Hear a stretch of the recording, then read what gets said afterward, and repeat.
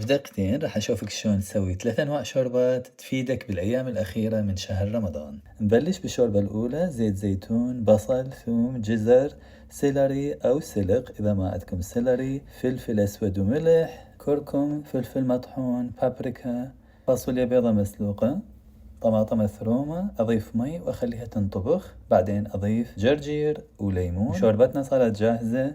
ونبلش بالشوربة الثانية: أخلي طماطة، فلفل، جزر وبصل، وأضيف ملح وفلفل أسود وريحان وكمية زينة من زيت الزيتون، وأدخلها بالفرن 30 دقيقة. بعدين أضربها بالخلاط: الجزر، البصل، الفلفل، الطماطة، وأضيف التتبيلة فوقها وأخلطها بالخلاط. وإذا حبيتوا الفيديو يا ريت تسوون لايك واشتراك بالقناة، وشكرا. بعدين أضيفها على جدر، وأضيف كريمة طبخ وأخلطها زين. وشوربتنا صارت جاهزة. أزينها بكريمة وريحان.